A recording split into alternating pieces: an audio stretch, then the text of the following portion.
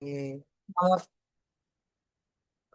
buenas tardes. Bueno, en honor al tiempo y a la gente que ya ingresó, está ingresando bastante gente al mismo tiempo, por eso es que esperamos unos minutitos, habíamos esperado para iniciar esta presentación. Quiero darle la bienvenida a todos los presentes y vamos a dar comienzo a la tercera reunión científica de la Sociedad Argentina de Nutrición. Soy la doctora Laura Gaete, formo parte de la subcomisión científica de esta sociedad y voy a tener el enorme placer de estar coordinando esta reunión científica. Hoy abordaremos un tema que cada vez genera más interés en la comunidad científica y que por suerte cada vez tiene más evidencia científica, y es la relación de la microbiota tanto con el metabolismo como con todo el organismo, ¿no? En el día de hoy, el tema que vamos a abordar va a ser la interacción molecular entre la microbiota intestinal y el músculo, ¿no? Un tema sumamente interesante, y para este desarrollo del mismo hemos invitado y tenemos el enorme honor de contar con el doctor Gustavo Frechel para disertar sobre el mismo. Creo que todos lo conocemos al doctor Frechel. El doctor es profesor titular del Departamento de Medicina en la orientación nutrición de la Facultad de Medicina de la Universidad de Buenos Aires. Es investigador del CONICET, jefe del Laboratorio de Diabetes y Metabolismo del Instituto de Inmunología, Genética y Metabolismo de la UBA y CONICET, doctorado en la Universidad de Buenos Aires, y como ustedes imaginarán que este es un brevísimo currículum de la gran trayectoria que tiene el doctor Frechel. Para no quitar más tiempo a esta conferencia, que creo que va a ser de muy fructífera para todos, le voy a dar ya el paso al doctor Frechel para que comience con su disertación. Bueno, ¿Podemos, Lore? Sí. buenas noches a todos y gracias Laura por tu tan amable presentación. Y bueno, y a todos gracias por su presencia en la tarde de hoy. Voy a compartir la pantalla para, para comenzar con esta charla.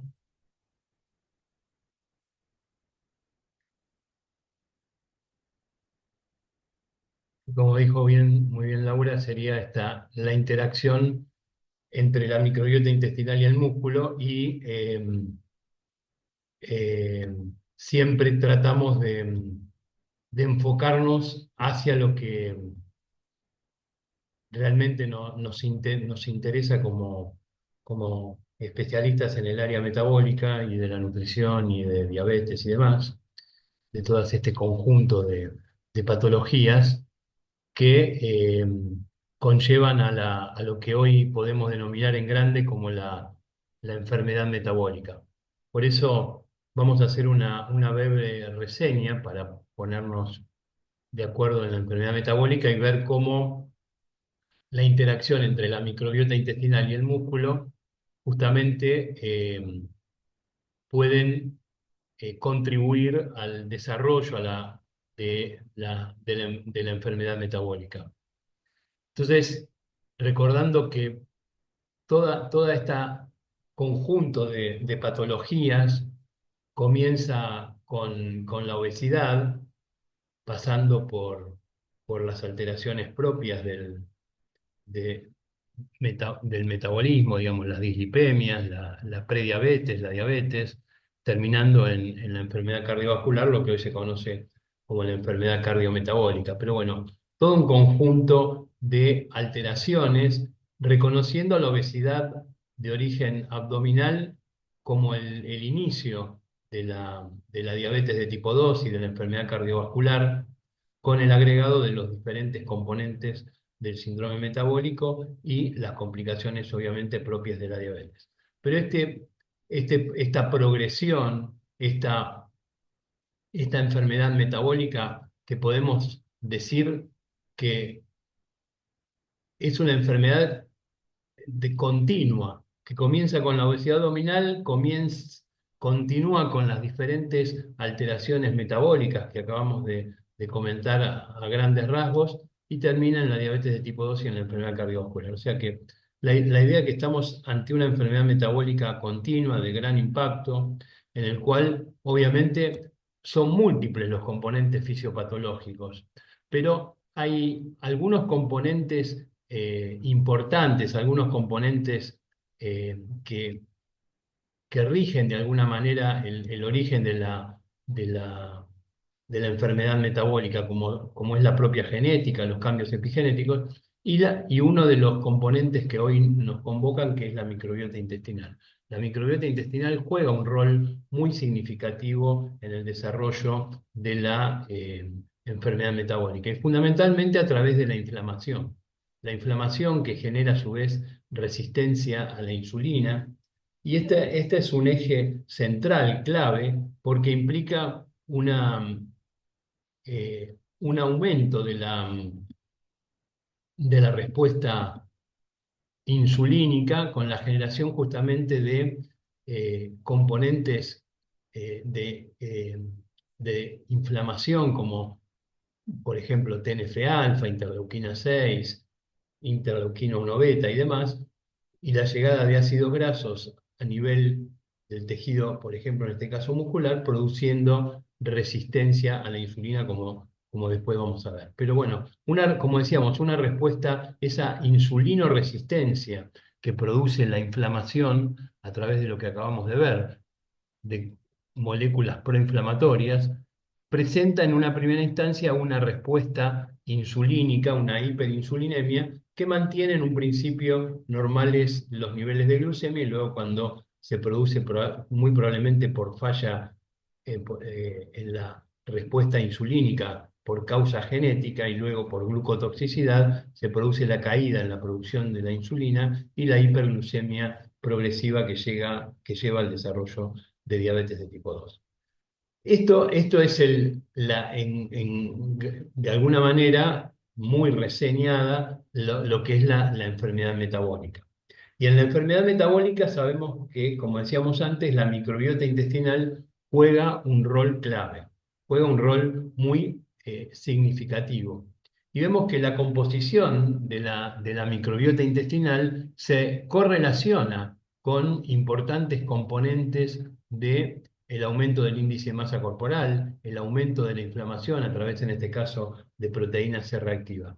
Uno de los componentes importantes de la microbiota intestinal, que es la reducción de la diversidad de los componentes de la microbiota intestinal y la disminución de la relación de dos eh, géneros claves, que son el Firmicutes y el Bacteroidetes. Toda la disminución de esta relación implica una microbiota denominada disbiótica, como vamos a ver ahora, que es la microbiota enferma y la que correlaciona con la enfermedad metabólica. Pero no todo, si bien Firmicutes y Bacteroidetes son los componentes más importantes, más abundantes de la microbiota intestinal, hay otros componentes que son miembros de otros filos, de otros géneros, que también demuestran mantener, como el Bifidobacterium, Akkermansia y Lactobacillus, que son componentes, digamos, de una microbiota intestinal eubiótica. Entonces, esta relación entre microbiota disbiótica y eubiótica es la que contribuye a los estados de salud y a los estados de enfermedad en los pacientes con enfermedad, justamente con enfermedad metabólica.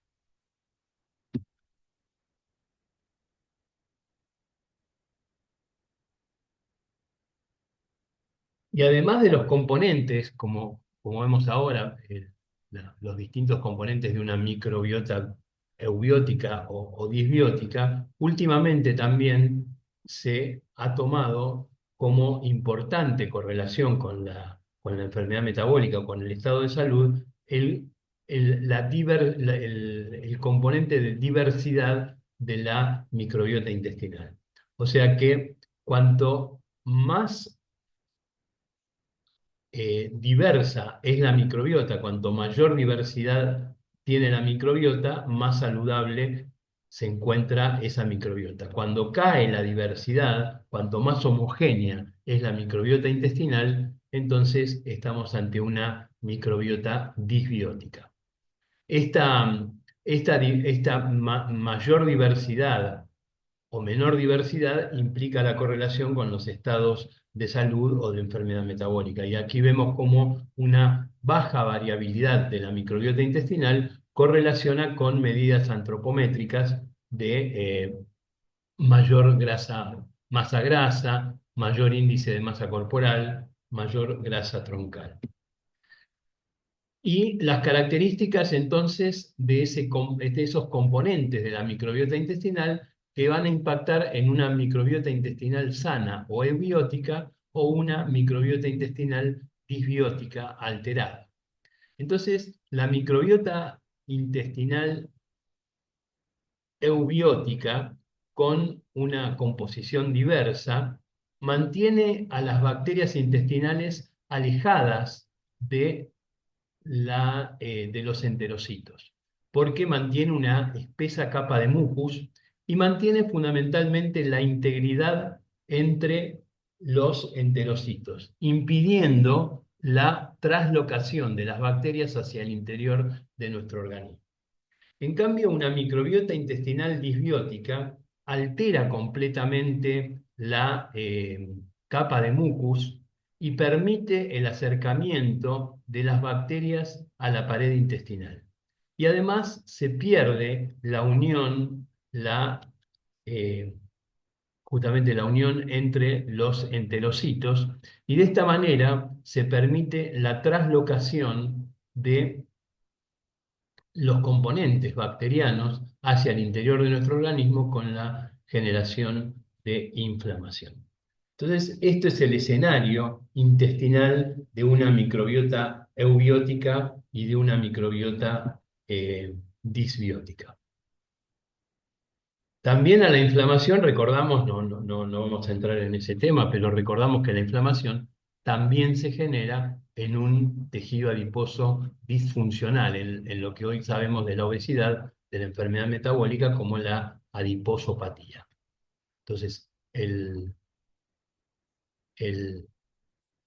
aumento del depósito de triglicéridos en el tejido adiposo produce el colapso de los capilares, con la consecuente hipoxia celular en el tejido adiposo, la muerte de los adipocitos, por lo tanto, el reclutamiento de macrófagos como regeneradores, como componentes celulares de la regeneración del tejido adiposo, y la llegada de estos macrófagos, fundamentalmente de los M1, produce inflamación por la liberación de citoquinas proinflamatorias. O sea que claramente en esta componente inflamatorio de la enfermedad metabólica que produce insulinoresistencia, como acabamos de ver anteriormente, y que está generando el origen más significativo de la enfermedad metabólica, tiene dos orígenes: la microbiota intestinal, como acabamos de ver, y ahora también esta segunda fuente generadora de inflamación, que es el tejido adiposo disfuncional o también la adiposopatía del sobrepeso, la obesidad,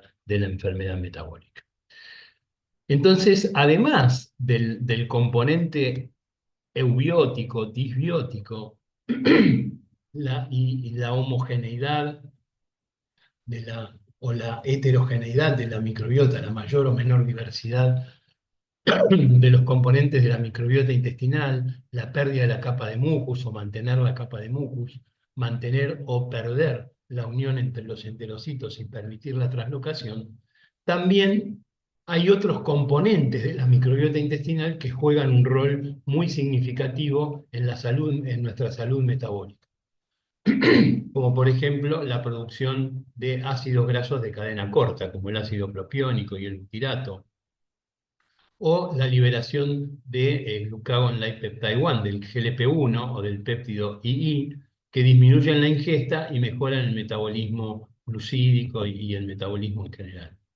Entonces, eh, también hay moléculas propias, que después vamos a ver cómo estas interactúan a nivel muscular. O sea que hay moléculas propias producidas por el intestino, como el GLP-1, el péptido I, que tienen, y los ácidos grasos de cadena corta, que tienen una influencia significativa en, como estamos viendo, en la salud o enfermedad de nuestro metabolismo. Entonces, las modificaciones en la microbiota intestinal determinan esta alteración, esta microbiota disbiótica produce esa menor capa de mucus, disminuye la producción de ácidos grasos de cadena corta, disminuye la expresión de estos péptidos anorexígenos y por lo tanto se crean las condiciones para esa traslocación de moléculas denominadas asociadas a patógenos, como los lipopolisacáridos, que aumentan significativamente en sangre en la enfermedad metabólica. Y son estos lipopolisacáridos los que generan entonces a partir de la disbiosis de la microbiota intestinal, la inflamación crónica de bajo grado, característica de la enfermedad metabólica. Aquí vemos cómo se produce entonces esta traslocación de lipopolisacáridos de otros metabolitos también, como timao y otros componentes que tienen que ver también con la enfermedad cardiovascular, que no vamos a entrar en ese detalle, pero tengamos en cuenta la gran producción molecular de una microbiota disbiótica donde se producen todas las alteraciones que acabamos de describir, permitiendo la producción de una la generación a través de lipopolisacáridos que actúan sobre las células del sistema inmune, sobre todo los macrófagos y, los linfocitos y eh, los monocitos, activando receptores específicos como TLR4, Toll-like receptor 4.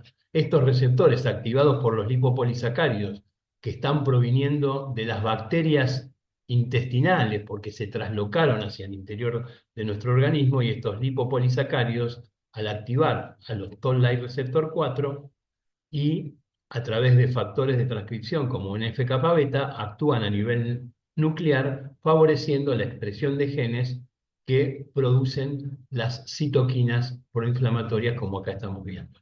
Interleuquina 1, interleuquina 6, TNF-alfa, interferón gamma, etc. Entonces, todas estas células del sistema inmune, como por ejemplo, como veíamos, los macrófagos, los monocitos, son los que, siendo activados por lipopolisacáridos, liberan citoquinas proinflamatorias y mantienen esta inflamación crónica de bajo grado.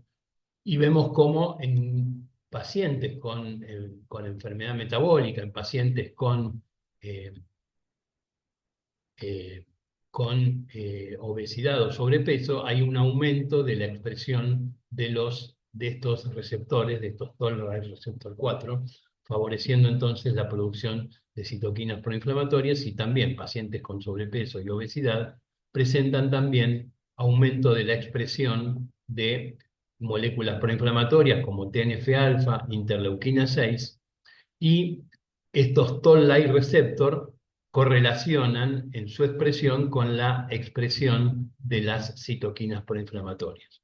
O sea que en los estados de obesidad claramente hay un aumento de la expresión de citoquinas proinflamatorias y de la expresión de estos receptores, toll-like receptor, que son los que favorecen la formación de estas moléculas proinflamatorias. Entonces vemos cómo los niveles de lipopolisacáridos también correlacionan con los niveles de triglicéridos, y de esta manera es lo que hoy se conoce como la endotoxemia, que contribuye a la inflamación crónica y a la insulinoresistencia, a la obesidad, síndrome metabólico, en la enfermedad metabólica en general. Y por último, entonces, para terminar con esta parte, la relación conocida entre inflamación, disfunción endotelial y el mayor riesgo cardiovascular que implica los pacientes, como vemos aquí, mayor riesgo aterosclerótico en los pacientes que tienen eh,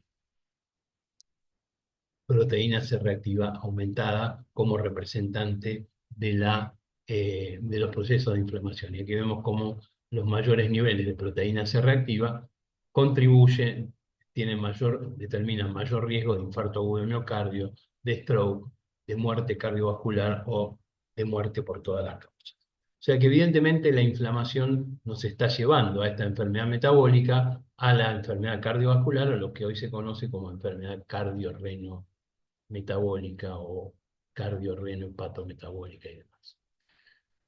Y los distintos de estos metabolismos traslocados en la inflamación crónica de bajo grado, como incrementan también el riesgo, como vemos, de aterosclerosis con otros componentes como el timao y demás. Entonces, indudablemente estamos también llevando a la interacción de la microbiota intestinal con otros tejidos. Y aquí vemos la interacción también entre otros tejidos eh, justamente con el endotelio vascular, con la aterosclerosis, con la enfermedad coronaria. Vemos cómo en este caso la detección de bacterias y de componentes de la microbiota intestinal en las placas de ateroma produciendo inflamación local, en la propia placa aterosclerótica. Entonces, vemos cómo esta microbiota disbiótica puede contribuir en forma directa con la presencia bacteriana en la placa aterosclerótica. Y también con el hígado. Los lipopolisacáridos se encuentran en el tejido, digamos, en el muscle D, en el hígado graso de la enfermedad metabólica, hay una mayor concentración de lipopolisacáridos correlaciona con la fibrosis hepática. O sea que en este caso el impacto de los componentes de la microbiota intestinal, en este caso lipopolisacáridos, actuando y produciendo mayor inflamación local a nivel hepático en las zonas de mayor fibrosis. O sea que el impacto de la microbiota intestinal disbiótica impacta en distintos tejidos, como vemos en la aterosclerosis, en el hígado graso, no alcohólico, hoy conocido como el muscle D, el hígado graso relacionado con la enfermedad metabólica, y impactando los componentes de la microbiota intestinal en, en esta en este proceso inflamatorio de cada uno de los tejidos. Y otro y que es lo que ahora vamos a seguir charlando, que es eh, la, eh, la conversación, digamos, o la interacción con el músculo esquelético.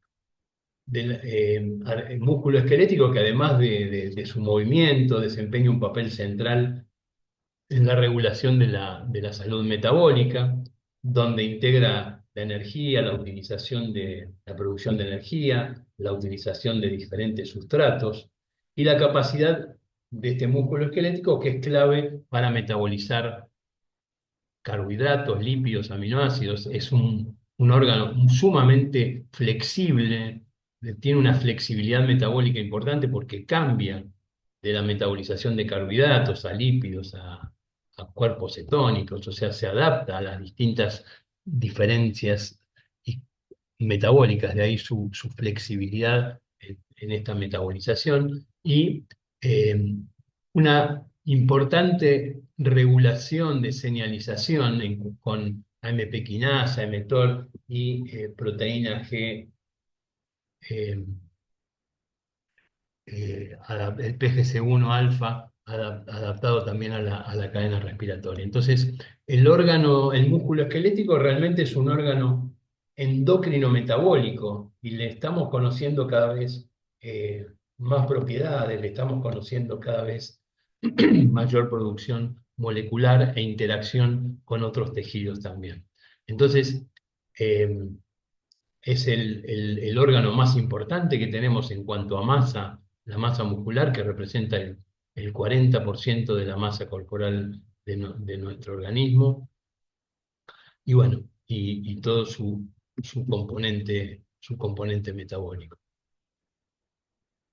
El músculo entonces actúa también como un órgano endocrino capaz de liberar interleuquina 6, otras moléculas como ericina o factor de crecimiento de fibroblastos, y a su vez también está regulado y responde al metabolismo, responde a la regulación por insulina, por glucagón, por hormonas contrarreguladoras como glucagón, cortisol, catecolaminas, a los mediadores proinflamatorios como TNF-alfa, interleuquina 9.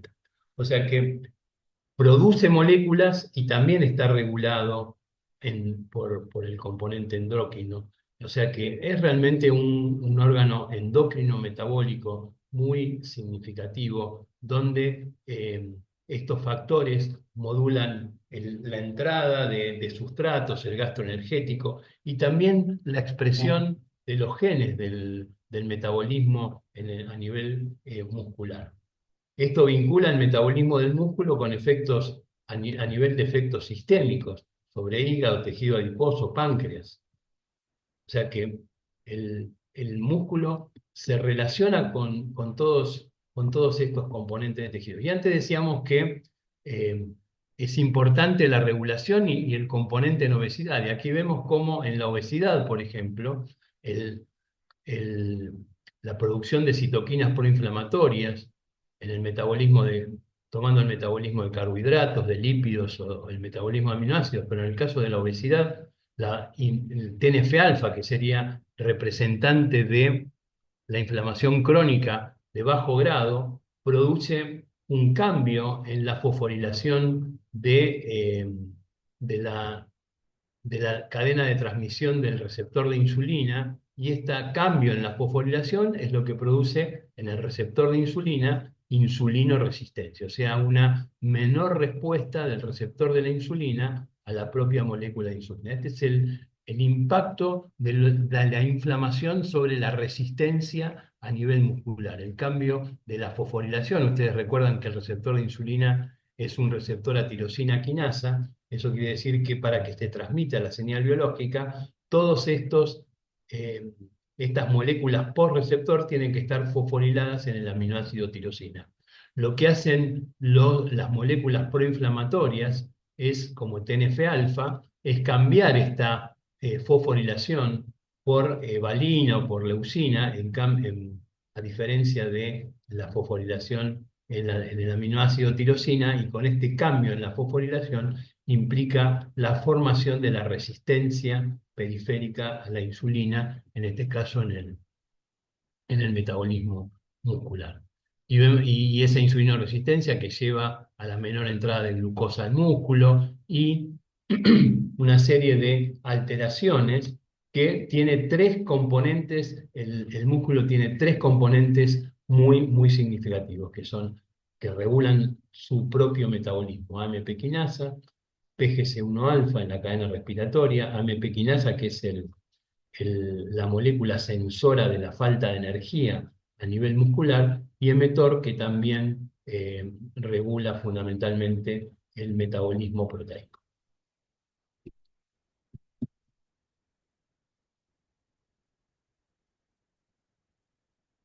Estos tres componentes regulan el mTOR, que regula el metabolismo de aminoácidos y el estado energético, y eh, promueve la síntesis de proteínas e impulsa la hipertrofia muscular. PGC1 alfa, que está relacionado fundamentalmente con la función mitocondrial, y el AMP, que se activa, como decíamos, en el estado energético bajo, que implica la captación de glucosa y la biogénesis mitocondrial. O sea que este músculo esquelético, como decíamos, también interacciona, también tiene relación con otros componentes, con otros tejidos, como el tejido adiposo, como el páncreas, como el osteoarticular, como el propio hígado. Entonces, y ahora vamos a entrar entonces en esa también interacción con la microbiota intestinal. Entonces, el músculo esquelético recibe y produce distintos componentes como irisina, como el ácido amino isobutírico, que tienen diferentes impactos a nivel interleuquina 6, eh, miostatina, distintas moléculas proteicas, distintas que son componentes moleculares importantes que impactan a nivel de otros órganos, metabolizando, favoreciendo el metabolismo intermedio. Y también entonces se produce esta interacción del eje intestino-músculo. Entonces vemos cómo la microbiota intestinal, a través de los ácidos grasos de cadena corta o a través de los ácidos biliares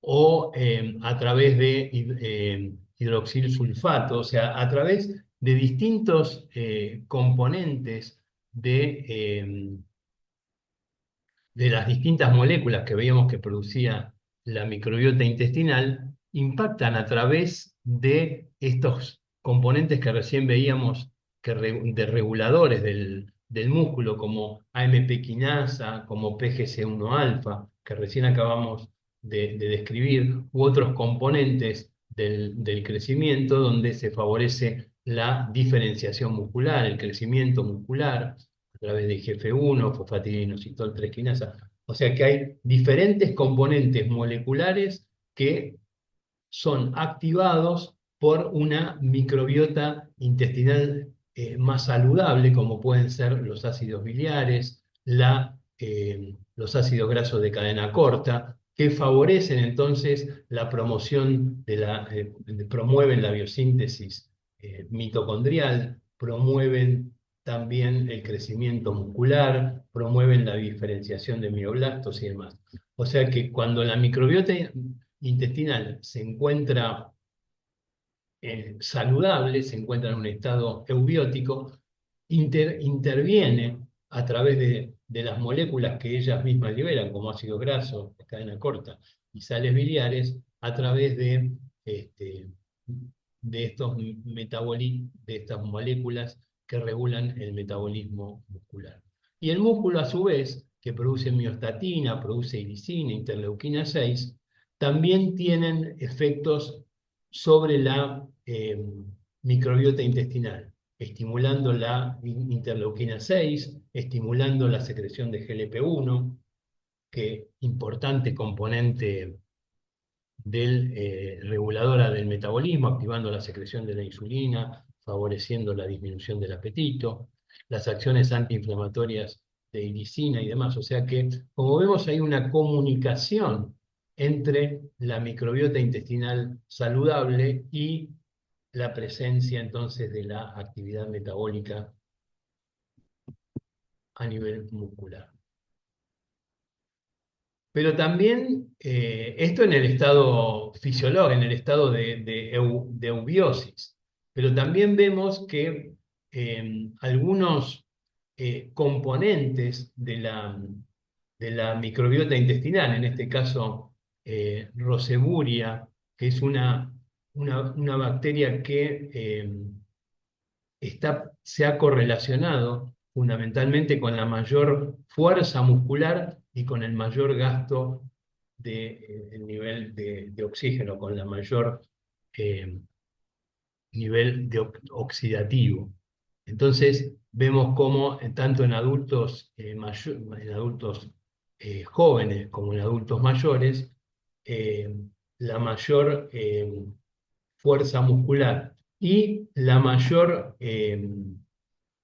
grosor de la fibra muscular se correlaciona con la presencia de esta bacteria que es una bacteria también, digamos, componente de la microbiota eubiótica.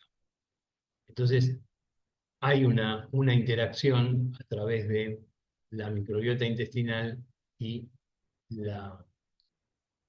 y el tejido muscular. Ahora, todos conocemos la obesidad sarcopénica. La sarcopenia es importante componente, un fenotipo, una presentación clínica de la obesidad. Y la sarcopenia puede estar o no acompañada también no solo de obesidad, sino la obesidad más el componente de síndrome metabólico. Y la sarcopenia eh, presentan, como vemos, un mayor índice de masa corporal, una menor masa muscular y una menor velocidad en la marcha. O sea que la sarcopenia tiene importante componente clínico. Y hoy por hoy, con el uso de los análogos del receptor de GLP-1 como semaglutide, tenemos que también estar pendientes, estar atentos, alertas en pacientes tratados con semaglutide que presentan una caída en el índice de masa corporal, pero también una caída en la masa muscular y en la velocidad de la marcha. O sea que favorecer la actividad física en nuestros pacientes tratados con análogos del receptor de GLP-1. Ahora, la sarcopenia en los pacientes con obesidad sarcopénica, presentan un perfil de disbiosis en la microbiota intestinal. O sea que la microbiota intestinal está contribuyendo a el desarrollo de la sarcopenia en la obesidad y contribuye también a la progresión, no solo al comienzo de esa sarcopenia, sino a la progresión de la sarcopenia, a la progresión clínica de la sarcopenia.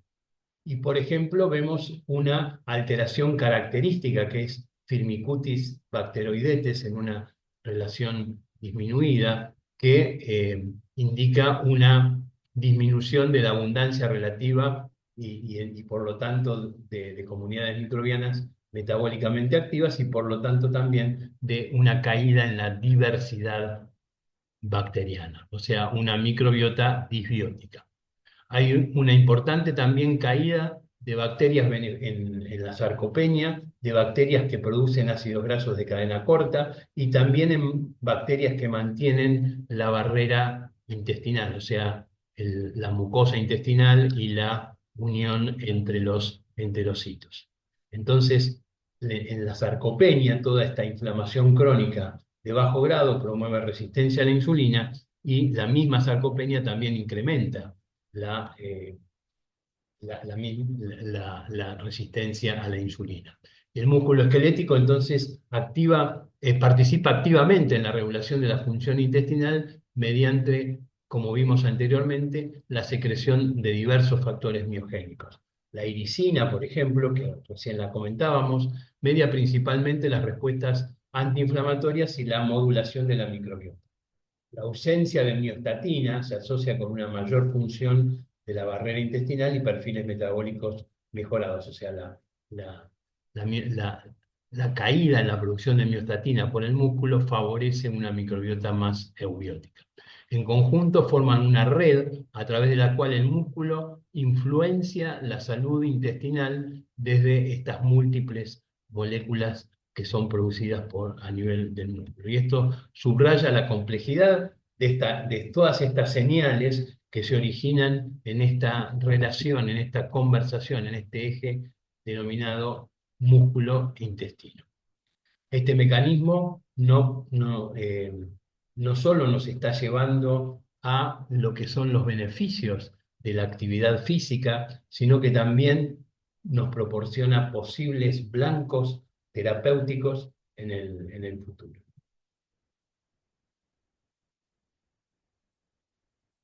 Entonces, aquí vemos cómo se produce esta interacción, esta relación entre metabolitos producidos por la microbiota intestinal, como los lipopolisacáridos, con funciones inflamatorias, que favorecen la autofagia y que inhiben la barrera intestinal, o los ácidos grasos de cadena corta, o los ácidos grasos ramificados, perdón, los aminoácidos ramificados, los ácidos grasos de cadena corta, que también tienen impactos a nivel muscular, favoreciendo muchos de ellos la producción de sarcopenia. Y la producción de diferentes mioquinas, como la glicina, como la miostatina, como decíamos anteriormente, que también impactan con acciones antiinflamatorias, favoreciendo la diversidad de la microbiota y demás, en esta conversación permanente, en esta conversación entre la salud y la enfermedad metabólica producida por la microbiota intestinal.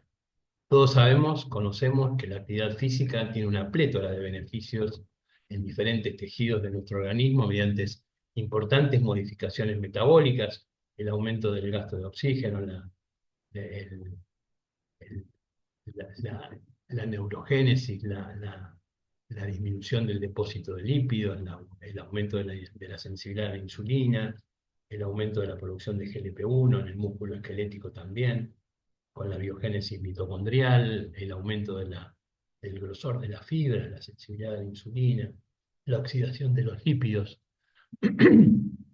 y también a nivel del tejido adiposo. O sea que, como veíamos antes, todas estas cambios metabólicos se producen mediante mecanismos que tienen que ver con la activación de AMP quinasa, PGC1-alfa, moléculas que acabamos de describir como reguladoras del metabolismo muscular. El ejercicio favorece la formación de ácidos grasos de cadena corta, lo que apoya la relación que une la actividad física al eje músculo-microbiota. Los ácidos grasos de cadena corta, producidas a su vez por la microbiota, activan la quinasa dependiente de AMP, o sea, la AMP quinasa, un regulador maestro del metabolismo energético de la célula muscular. Y los ácidos grasos de cadena corta aumentan la producción de GLP-1 y de péptido I, tienen capacidad anorexígena. Entonces, la actividad física reduce la expresión de TLR4 a nivel muscular, con lo que disminuye eh, la activación de Toll-like receptor 4 por los lipopolisacarios y mejora la sensibilidad a la insulina. Y la actividad física induce la liberación de interleuquina 6 por la célula muscular. Y esta interleuquina 6, que cuando tiene otros orígenes, tiene una acción proinflamatoria, cuando es producida por el músculo en la actividad física, favorece la oxidación de la grasa, de la glucosa y la expresión de citoquinas antiinflamatorias, con lo cual se produce una significativa reducción de la resistencia a la insulina. De esta manera, hay una contribución de la actividad física a la salud metabólica. Bueno, con esto les agradezco mucho la atención y bueno, y podemos dejar Mm. de compartir y dejar Eh, abierta la sesión por sí, si quieren hacer algún tipo de no sé si preguntas. quieren, acá Luciana está levantando, no sé si quiere alguien hacer alguna pregunta. Em, Muchísimas gracias, Gustavo. Súper interesante. Creo que es un momento como para que todos abramos cabezas de la importancia, digamos, de la regulación de otros factores, además de la alimentación, que pueden regular la microbiota, como es el ejercicio, ¿no? Porque el ejercicio actúa sobre el músculo y a través del músculo se envían porque el músculo solo no genera toda esta liberación de la ericina y eso, sino que es a través del ejercicio, con lo cual creo que nos abre a todos un planteo muy grande de la necesidad de ir de la mano, de la alimentación para toda esta génesis, ¿no? Es como un ida y vuelta, ¿no? No sé si me equivoco yo en todo lo que explicaste, un ida y vuelta de preguntas y respuestas entre el ejercicio y la microbiota intestinal. Ambos se retroalimentan, ¿no? Entonces, una de las preguntas sería cómo es si al cambio de esa microbiota intestinal, esa reversión, o sea, cómo podríamos esa disbiosis intestinal poder revertirla y si eso al revertirla implicaría un cambio sobre el músculo. No sé si se entiende mi pregunta. Ujú. Sí, yo creo que son esta acción de doble juego, ¿no? De lo que es el cambio en la alimentación. La alimentación, como sabemos, influye en forma directa en la composición de la microbiota intestinal y esta composición de la microbiota intestinal va a cambiar indudablemente y va a impactar favorablemente en el músculo a través de la producción de moléculas antiinflamatorias, de producir una disminución a nivel inflamatorio, de la, del, bajando insulinoresistencia fundamentalmente. Hay una relación estrecha entre inflamación e insulinoresistencia, esto está claro. Y el músculo es un jugador central, una clave fundamental en lo que es la insulinoresistencia en esta enfermedad metabólica que genera una respuesta de hiperinsulinemia y esa hiperinsulinemia genera un ciclo vicioso porque nos lleva al depósito de triglicéridos y aumenta el tejido adiposo y el tejido adiposo favorece la producción de citoquinas proinflamatorias, más insulinoresistencia, bueno, todo lo que conocemos de la enfermedad metabólica. De manera Acá tal hay, de que una alimentación saludable nos cambia la microbiota y la microbiota favorece la acción muscular.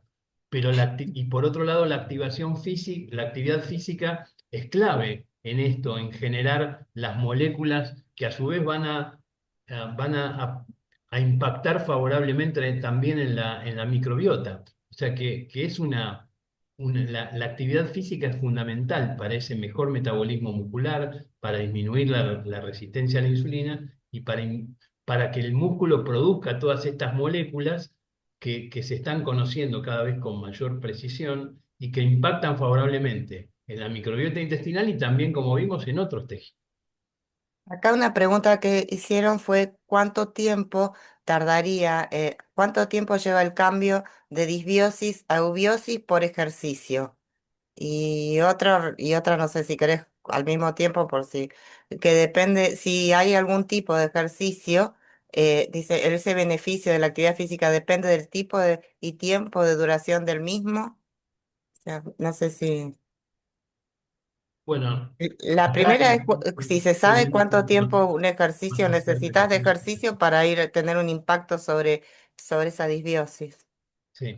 No, la alimentación, la actividad física favorecen el cambio de la microbiota intestinal, favorecen el paso de una microbiota intestinal disbiótica a una microbiota intestinal eubiótica. Ujú. Nosotros, hay distintas, en los trabajos de los cambios de microbiota, hay trabajos que empiezan a mostrar cambios a los 6 meses de cambio de la alimentación y actividad física con impactos favorables en el cambio de una microbiota disbiótica que empieza a pasar a ser una microbiota eubiótica. Y al año ya prácticamente hay un cambio muy favorable, de una Inclusive en prácticamente. algunos, no sé, yo el Lo otro que día pasa leí es que un se han hecho en artículo. esas etapas, en general se ven a los 6 meses y al año. Ahí se hacen los cortes de las modificaciones. Hay otra pregunta que dice si hay algún tipo de actividad física que beneficie más que otro. Me imagino que este, y va mucho a la actividad física las preguntas. Es interesante como ver la alimentación, como tanto la alimentación como la actividad física se pueden complementar para mantener una microbiota sana, es un comentario de Isaac.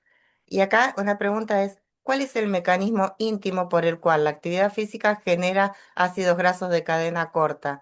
Me parece que no quedó no sé si es la actividad Los física o es la ácidos grasos de cadena microbiota. corta están producidos por las moléculas como iricina, por ejemplo, que es una liberada por el músculo, por la actividad física, y que impactan positivamente en la microbiota intestinal para la generación de ácidos grasos de cadena corta. Y O es sea una que, retroalimentación, porque a su vez esos ácidos grasos con una microbiota sana, ¿no? Por lo que yo te entendí, sí, pasan y van a afectar también positivamente al músculo. Eh, exactamente. Tienen acciones antiinflamatorias y de eh, disminución. fundamentalmente. Sí. Vos marcabas que habían algunos, inclusive cepas específicas que se han encontrado en algunas microbiotas que son más sanas y tienen mayor repercusión sobre el músculo, ¿verdad? O yo, Exactamente. Sí, sí, sí. sí, Sí, inclusive creo que en algunos, puedo haber leído mal, que inclusive ya en el mundo del alto rendimiento están buscando estas microbiotas para los atletas de alto rendimiento, como para darle un potencial extra, ¿no? Que los sí, van. exactamente. Por eso se están viendo como, también como blancos, como posibles blancos eh, terapéuticos. Beneficio, La claro, liberación de estas mioquinas, en general, como iricina, eh, favorecen el cambio en la microbiota intestinal. Y ah, en cuanto a la actividad física, acá hay gente, la veo ahí a Cristina, que está también presente, que nos puede dar también su opinión para creo que está contribuir, Martín pero Rodríguez también. lo veo a Martín, que están más metidos en la parte de actividad física, pero digamos, yo creo que la actividad física complementaria entre aeróbica y resistencia, me parece que la actividad física de resistencia es fundamental para poder favorecer la producción de estas moléculas, este, estas Sí, mioquinas, digamos, que tienen este impacto favorable sobre la microbiota intestinal. Ángela estaba levantando la mano. Ángela, ¿querés? Estás muteada, ¿eh? Des- desmu- si querés, Ángela, desmuteate para poder hablar. Sí, sí, eso. ¿Ya está? No, no te escucho nada. Bueno, ¿alguna pregunta más? Yo creo que se abre un mundo totalmente, digamos, poder, la interacción entre el intestino y el músculo es un mundo que cada vez vamos a ir conociendo más, ¿no? Eh, no sé Sí. si no veo preguntas del canal de YouTube, si no sé si alguien me las quiere pasar por. Em, Dice, una pregunta es de Luciana, ¿qué pasa si se cambia todo, alimentación y ejercicio, pero hay cortisol elevado? Eh, ¿Cómo queda la microbiota, el músculo y la inflamación? Mm. Con un cortisol aumentado. Esa es la Sí, pregunta. ¿cómo queda la microbiota, el músculo y la inflamación? No sé si Luciana querés hacerla en voz alta como El para estado aclarar. patológico en un hipercortisolismo, no sé. No, como que está inflamado por otra cosa, entiendo yo, por más que tenga una alimentación, me parece, ¿no? No entiendo muy bien la pregunta. Eh, no sé si la querés aclarar un poquito, no sé si tiene el micrófono cerrado. Em, Después eh, dice, otra pregunta, en el proceso de cambio hacia una eubiosis, ¿se deberían indicar ciertos yogures o suplementos con algunas cepas de bacterias específicas? Bueno, sí, los probióticos y los prebióticos indudablemente juegan un rol muy importante en el cambio de la microbiota y han demostrado tanto los yogures como también la fibra, obviamente, como sabemos, cambios favorables en la microbiota intestinal. O sea que la alimentación tiene que contemplar esos cambios con con un mayor componente de alimentación hacia la fibra y hacia los yogures y demás, porque bueno, indudablemente son componentes muy significativos de...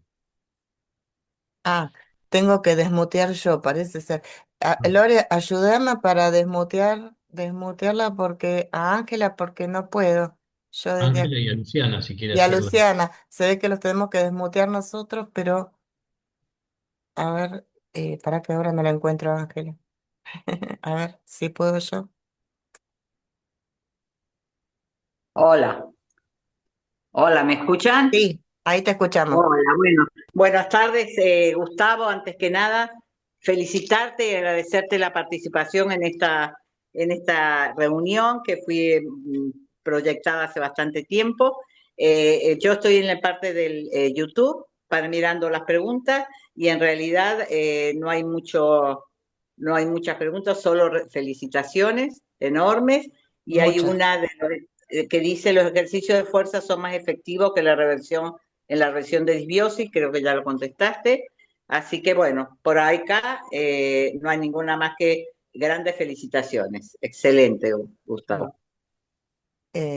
Sí, sí, acá también, Gustavo. Muchísimas felicitaciones. Estoy tratando de encontrar las preguntas entre las felicitaciones. Luciana decía que se refería a tener mucho estrés crónico, es decir, tener mucho estrés crónico, pero hacer ejercicio y te alimentas bien.